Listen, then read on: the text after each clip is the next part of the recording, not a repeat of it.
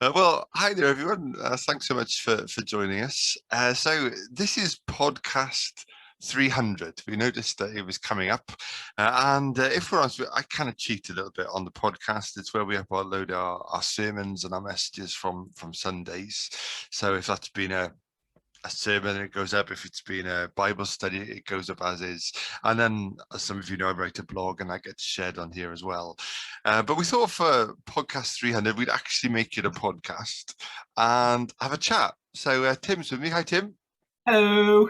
I was thinking, Tim, you and Yep. I have like recorded videos and interviews with loads and loads of different people now over the last Yeah. Yeah. 15, 16 months. But I don't think we've actually haven't done this together, haven't had an interview together. No, we've done like small little things like updates and that Yeah. ask me anything type thing, which was probably the closest we've done to like a chat on this. But yeah, It other was than that, enough to put us off, wasn't it? yeah, Working pretty together. much enough to delay it by a few months until we got ourselves in order. No, sorry. See, this is going to be our trouble. Is that we're both tangent people.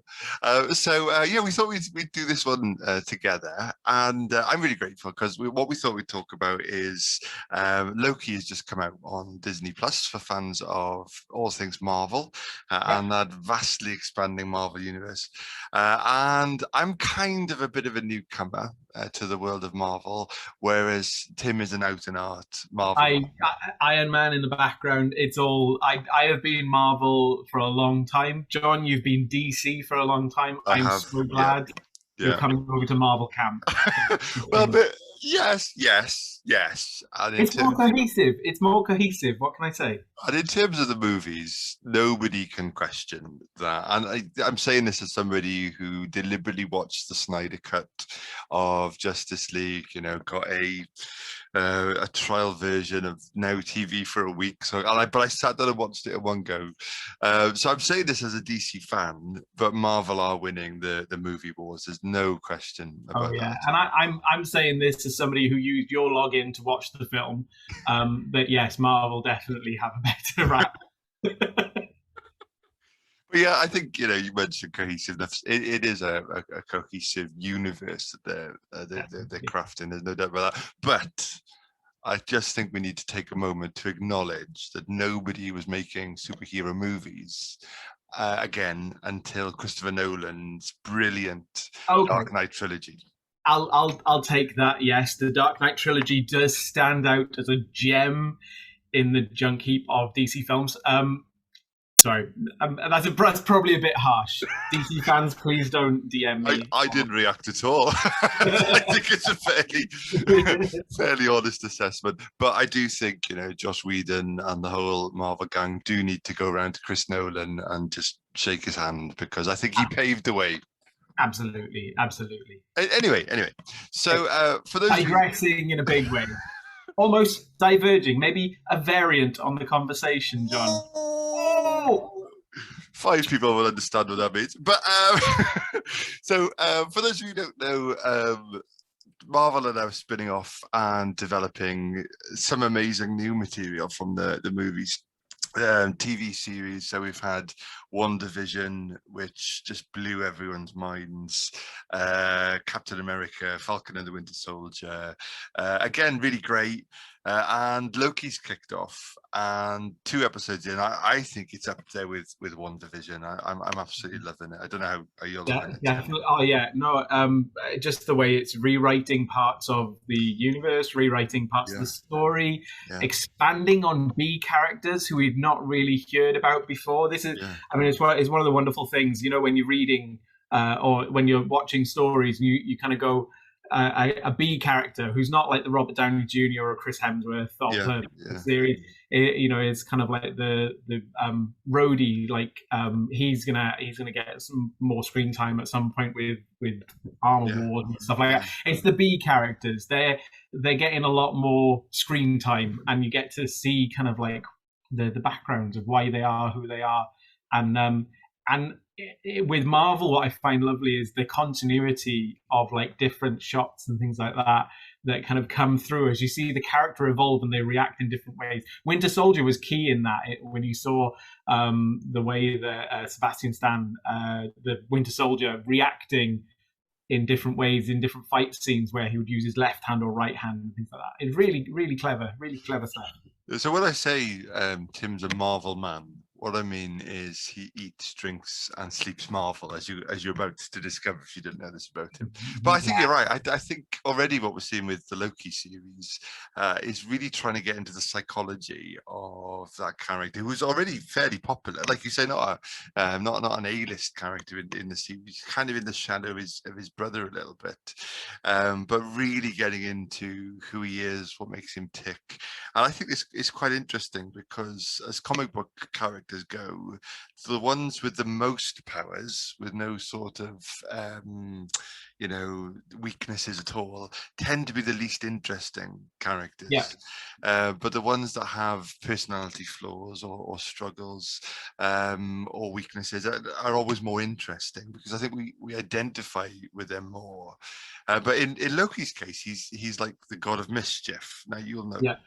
Tim, you'll know much more about this than I will. Don't put the pressure on me. Don't put the pressure on me. But I find that fascinating that obviously in the Marvel thinking, in the Marvel universe, they've made these sort of gods of mythology into essentially like alien beings with incredible, incredibly advanced powers, etc. But here's a god of mischief, and I don't know if there's a question being asked in the series, or if it's just a question that kind of overlaps with the worlds that you and I move in, Tim, and others. But what if God wasn't good? What if God was more interested in his own agenda, in his own power? What if he used his powers very frivolously and unthinkingly? What kind of world would we live in? And I guess that might be a question for some people, people of faith and people, atheists and people who are uncertain about faith. Is even if there is a God, how can we trust what he tells us about himself, and can we trust him to be good?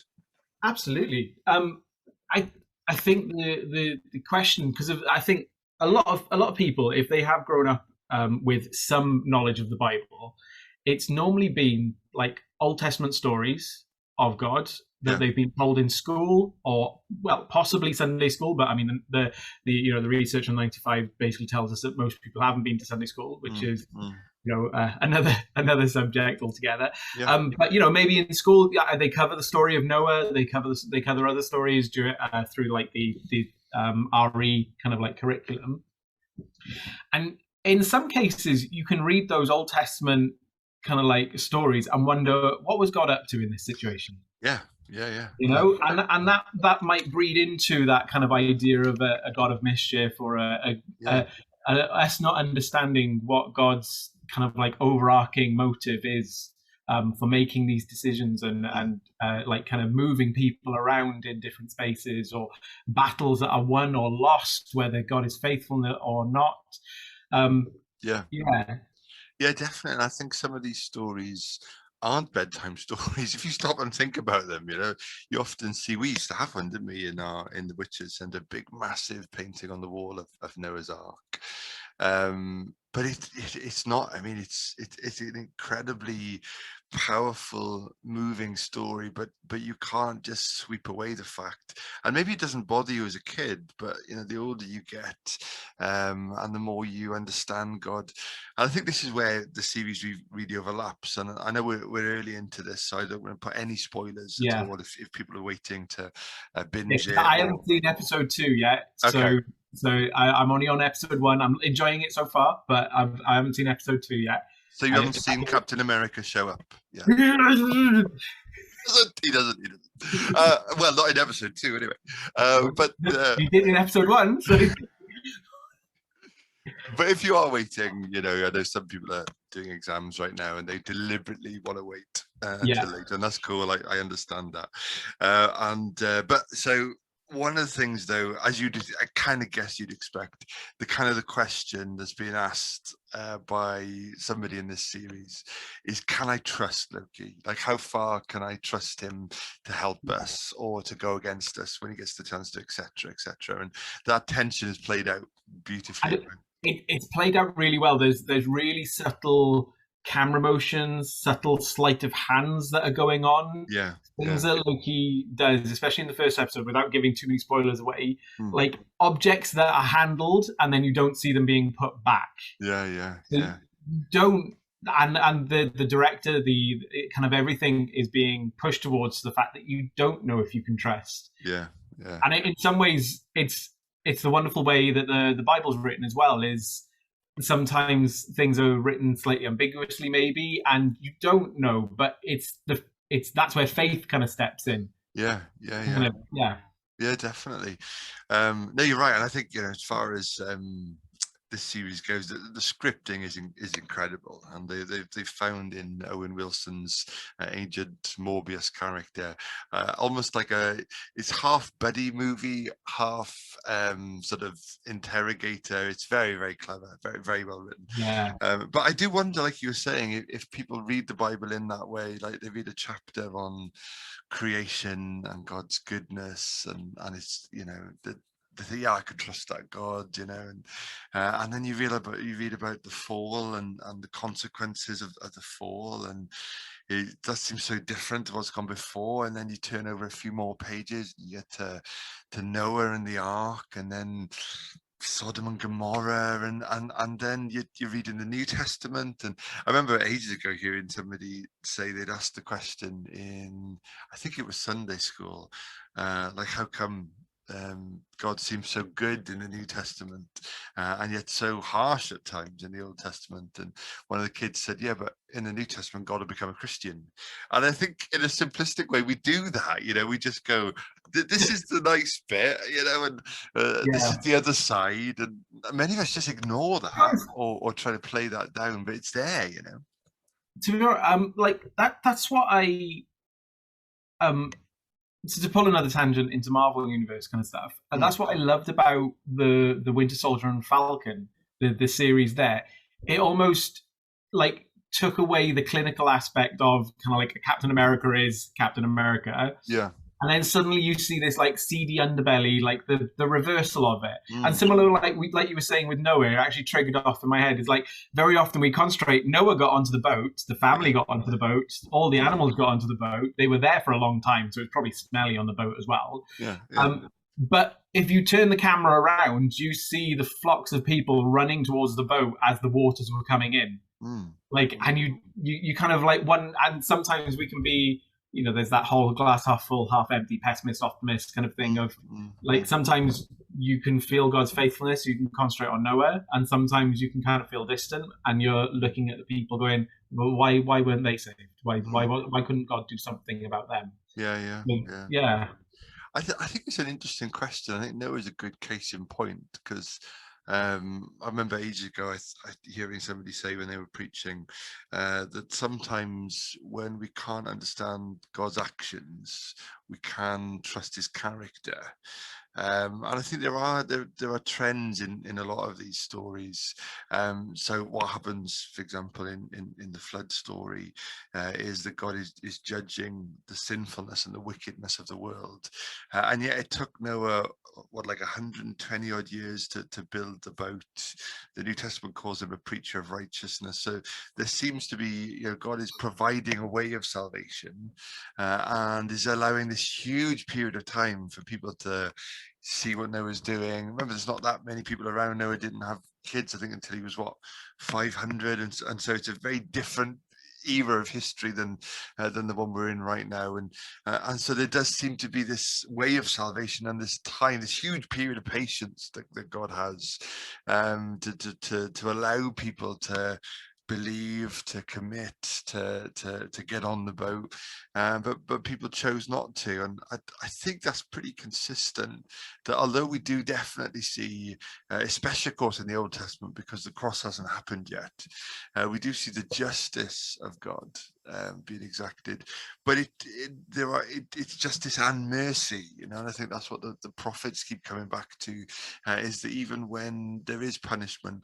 there's been a huge period of warning and patience leading up to it, and the way to escape it has been clear, but people haven't wanted it or haven't believed it. And I think that is fairly consistent.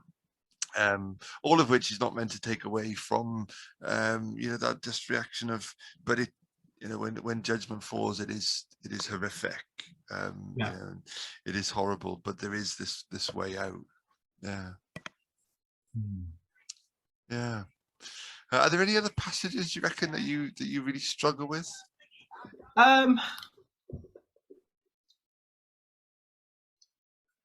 I was thinking earlier, I don't like because so God of mischief. I think there's a certain element of joy in that, if you understand, if you can look at God as a God of mischief. Some of the ways that he instructs people to react and things that he asks people to do, you kind of like, huh? And then it works out later. Like, yeah. Like Joseph, like, you're gonna be like practically killed and thrown into a pit by your brothers because you've said that you're gonna be bigger than them. And then you're gonna end up like almost getting back to it. You're gonna be highest person in the household and things like that. And then you're gonna end up in jail because somebody's kind of Potiphar's wife kind of wrapped him up for that. And then you're gonna meet two guys and you're gonna interpret dreams. It's so random.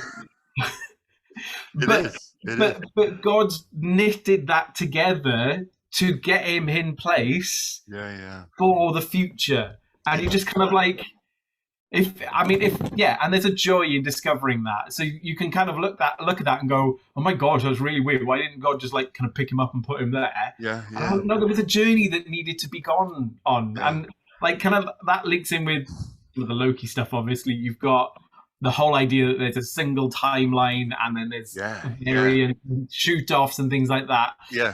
There's decision. I mean, you can take that as our lives, can't you? There's an ideal kind of like thing that God wants us to be on, and then there's kind of like shoot-offs where we sin and we come back and things like that. There was a quote actually that I do a course on Tuesday, and there was a quote that came through. It was what's his name? It's gone from me now. The one about. You did tell me, Luther. Let's go Luther. You texted it to me, so I'll look it up. You read it, I'll look it up. It's God draws straight lines with crooked sticks. And I love that. And I actually ended up drawing the kind of like Loki timeline narrative thing. Because I was like, yeah, that's totally right. God draws straight lines with crooked sticks. He's got his ultimate timeline that he wants us to be on. And we kind of try to do everything we can to stay on it.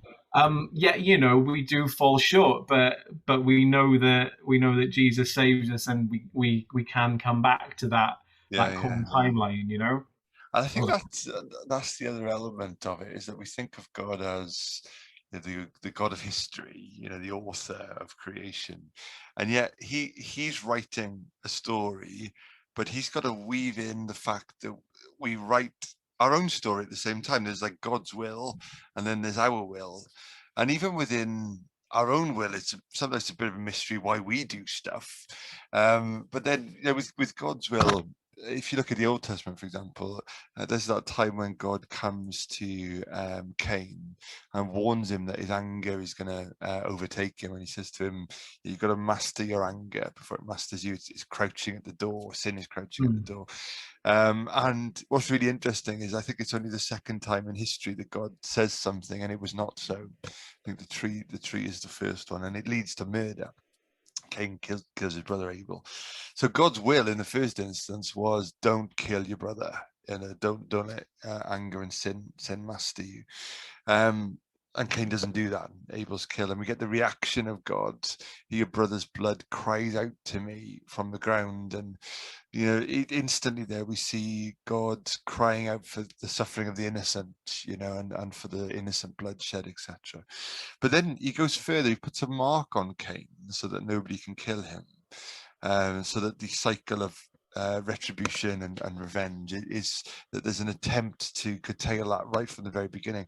So you've got God's original will: don't kill your brother. Cain does what he wants. So there's a divergent sort of off the will plan, but then God sort of steps in, and there's almost like a redemptive plan. So the original plan's here, that didn't happen because of our will, and then God's trying to bring us back constantly to that will. And I think that's you see something of that in those passages that you wrestle with.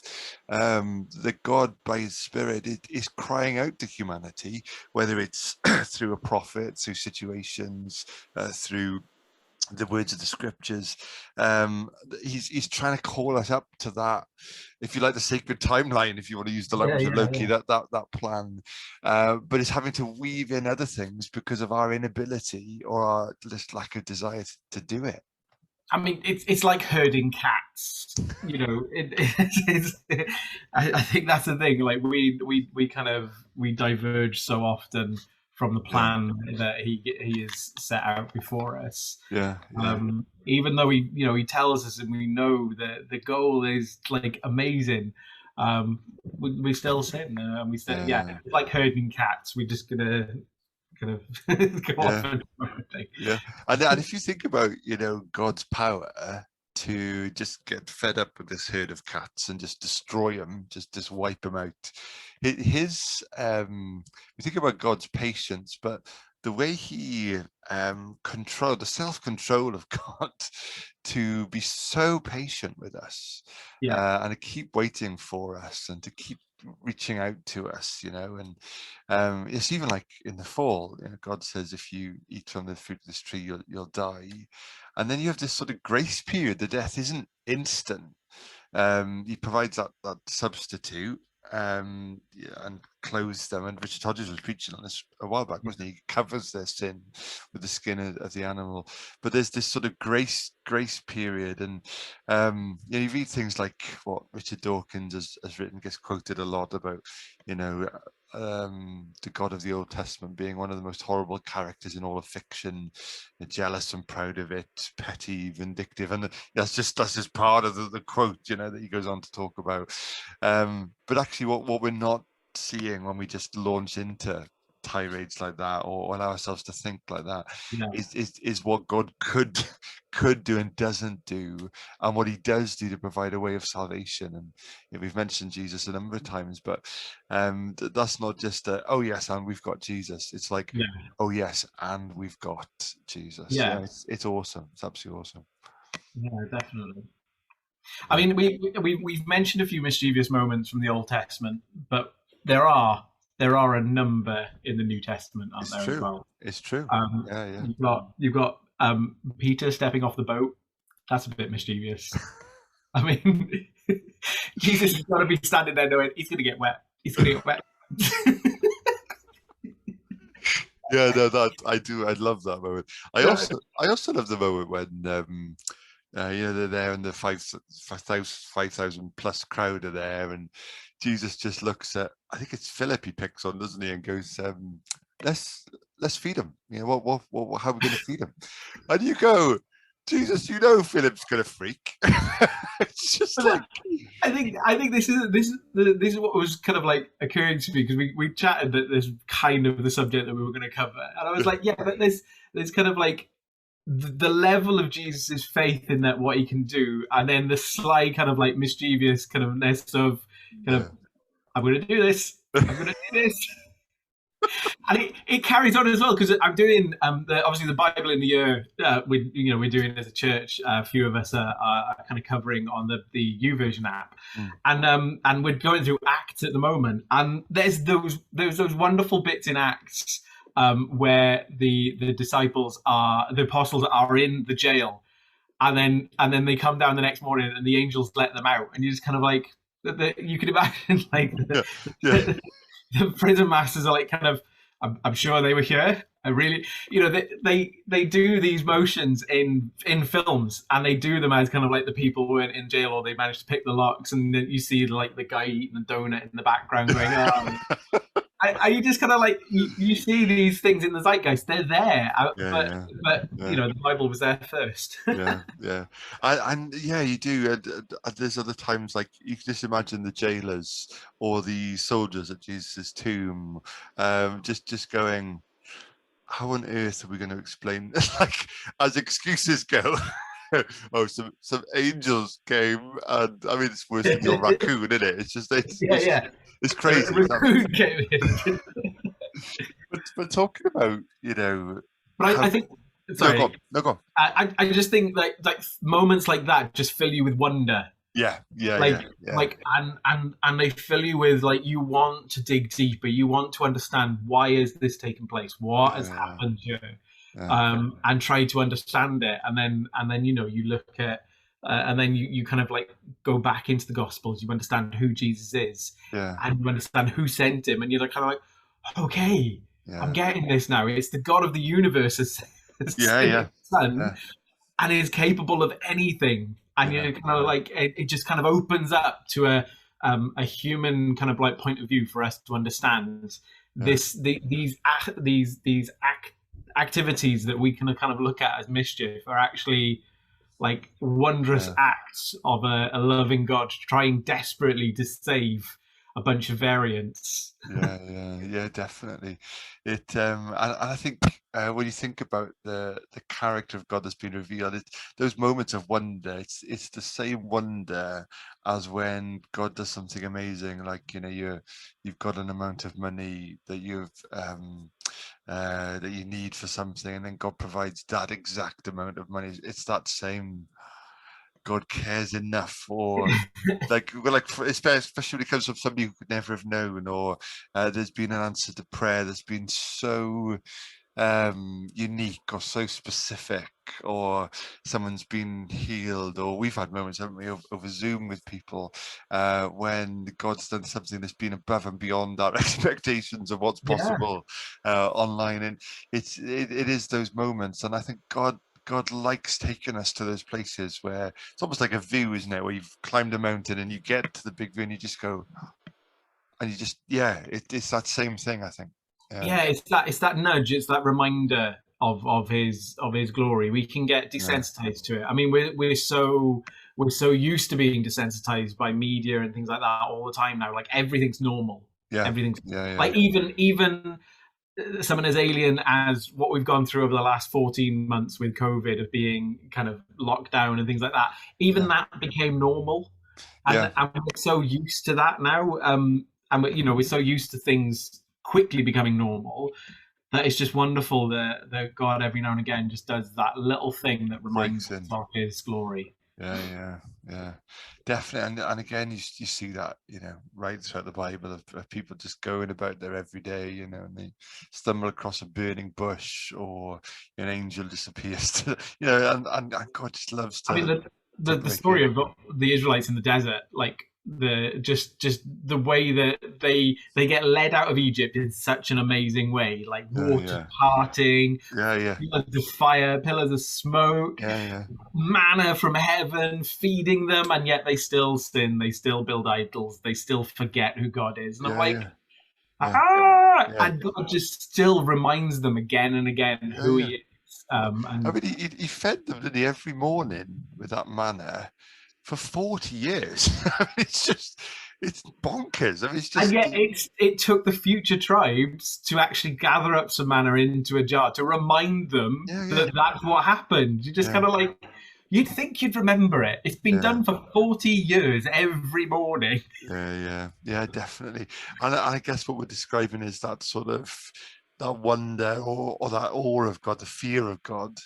And sometimes we need those passages that are beyond what we can understand to kind of shake us, wake us up to them. Yeah. But the other thing I was going to say was, when it comes to the character of Jesus, you've got this moment in early on in his life, really, and his ministry, when he's taken out into the desert to be tested. And the whole question that the devil is putting to him through those three tests is, okay, you're God, you're the Messiah, you're the anointed one, you have the Holy Spirit in a measure that no other human being has ever had before. what kind of Messiah are you going to be? What kind of God are you going to be? You know, are you going to be the kind of God that if you're hungry, just convert some stones into bread, or are you going to throw yourself off buildings just to show people that you know, you're not afraid of death, and that the whole of heaven will be dispatched, you know, to you? And Jesus's stubborn refusal there in the wilderness to resist those kind of temptations, which in some ways are so subtle. You know, if you turn stones into bread out in the wilderness, no one's going to see. You know, I mean, who cares? But Yeah. that integrity of Jesus to go, no, you know what? That's not what my power is for. That's not what I'm here to do. That's not what I'm called to. That's not the kind of Messiah, the kind of God I'm going to Well, I be. mean, the devil in that situation is leaning on the human aspect, isn't he? Yeah, yeah, Knowing that he can't break the divine, he's hoping that he can break the human. yeah, yeah, yeah, And any you know, most humans, I say any human who isn't the divine Messiah would have probably fallen in that yeah, situation. yeah, 40 yeah, days in the desert, you know, starving yourself, and then suddenly told you've got the power to turn those stones into bread. yeah, yeah, yeah, You yeah, know, yeah, I'm sure definitely. anybody would. And he Um, dances all over this whole question of, you know, if you are the Son of God. yeah. You know, I know you were in heaven, but now here on earth, when the angels aren't all worship, or you're not aware of all the angels worshiping you, and you know, you're not on your throne. Are you really still, you know, who you were? Are you really who you think you are? And in many ways, that's the struggle, I think, that maybe we see a little bit teased out in Loki, but we certainly see it teased out in our own lives. Mm, This whole thing of who we think of ourselves and what we think we need, you know, and or deserve is massive when it comes to temptation. Definitely. mm. Well, there's that wonderful moment in Loki in the first episode, not going into too many spoilers, but where he reviews his life, Yeah. and he kind of like he comes to the realization of who he actually is, Mm. and why he acts that way, and it's Yeah. a wonderful moment, really, and It's powerful. It really yeah, is yeah, powerful. really powerful. And even the thought that somebody's got a file on you, you know, that Yeah, somebody's got a. I love the scene, and again, it's in the trailer, so I won't spoil it. Where he's asked to sign a big document to confirm that this is everything he's ever said, and he goes, "What?" And the and it printer brings starts. that. It's on an extra page and puts it on. I And love that it's not Matrix Printer as well. That noise kind of is so nostalgic for me. Just that. That's great. Oh, there's so many retro references out there. It's fantastic. It's But great. yeah, I think that is part of what's powerful about it. And of course, what's so powerful about Jesus is the fact that he's exchanged our file, our record, with all of its faults and failures and all the stuff that we could have done and never did, and all of that. He's exchanged that for his perfect record. You know, the one that never, you know, used his powers to be show offy, and always did the right thing in every situation. That's our record now because of the cross and because of Jesus. And you just go, that's actually, as a way of salvation, that's incredible. You know, that's absolutely, it's mind, you know, in terms of wonder, that is mind blowing that that's what we've been given in Jesus. Absolutely. Yeah. Awesome. Well, mate, this has been fun, and I think, you know, I think we've been fairly sensible. I think, you know, I think so. I think, yeah, we've covered most things. We haven't gone too geeky, which is good. do you know, I think what I'm impressed in is really with you is that I think we've talked more theology than Marvel, and I Yeah, think that's a I good think day as far as I'm concerned. it's possible, knowing that the recording icon is in the top corner there, Is that what it that is?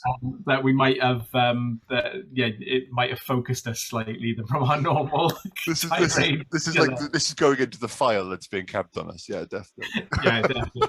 Yeah, end of line. But maybe we should, you know, as the series unfolds a bit more, I'd love to pick this up because there's a whole bunch of other themes that are running through it. Yeah, definitely. About sort There's of, some wonderful moments that have happened that'd be really cool to draw some parallels to that we've yeah. yeah, yeah, definitely. And yeah, I've already been thinking about as the relationship between Agent Morbius and Loki is Loki. What am I doing? I have seen it. I have watched them both. No, that's the Plague of Loki. They should definitely name one episode. Copyright, Jonathan Von Dale. But as that unfolded, it'd be great to explore what does it actually mean, though, to have a relationship with a powerful God, and also the question of what does redemption cost, and is it possible even for the God of mischief to be redeemed, and we've yet to see where they take that question. But speaking of that, there's a wonderful moment when he's watching his life back. The last thing that he sees isn't his death, which is what everybody thought it might be, but it's actually Thor, his brother, hugging him and saying that he loves him. Oh wow! It's the last thing he remembers from being alive. Yeah. Well, from that variant time, or the call anyway. However, time works in that. Anyway, yeah. Awesome. So absolutely awesome. Love will out. Yeah. And I think in terms of the whole question of how we reconcile the God of the Old Testament with the God of the New, it's not just an academic question. I think it gets asked in all kinds of places and for all kinds of reasons. But there's something about asking questions about a person or reading about a person, and then the difference between that and meeting them. And then knowing their character through a relationship with them and through a conversation is always going to be infinitely more revealing and more deeply beautiful. And of course, that is the difference between the Old and the New Testament, is that we knew a lot about God in the Old Testament, but now he's come to be with us, and that changes everything. And now through his Spirit here, and because of the cross, we can know him. And that really does change everything. Absolutely. Yeah. Awesome. Cool. All right, well, thanks so much, mate. We'll do this again.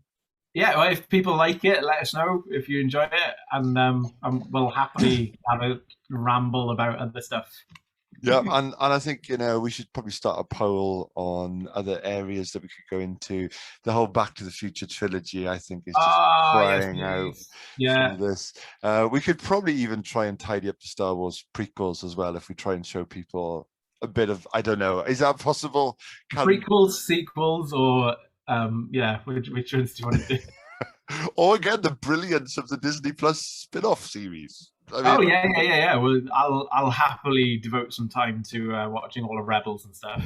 It's just like they should just stop making movies and just give it all now to their TV department. I do believe that Jon Favreau is becoming the Kevin Feige of the Star Wars universe. I could be quoted wrong in that respect, but I have a feeling that he is being kind of like ushered in as that kind of head honcho who remembers everything and continuity and stuff. Yeah. I think we're in danger now of tipping the balance between geek and theology, so we'll have to probably rein it back in. If anybody's doing a percentage count, then we may have tipped. Have to have a little bar that goes along the bottom that kind of like veers between geek and and also, if you think next time Tim should come dressed as the central character that we're describing, I figure you can probably do most of that, right? I've got it here right now. It's just off screen. I'm a little bit disappointed you didn't go for it. Hang on, actually, I can do the horns. If anyone's still listening on the podcast, we could just. I'm currently dressed as Batman. You're gonna do the voice if you say it. You're gonna do the voice. I'm Batman. There we go. I should go to the bonus content of this series. Right, thanks for listening, everyone. Good to chat, Tim. Catch you soon. God bless. Bye.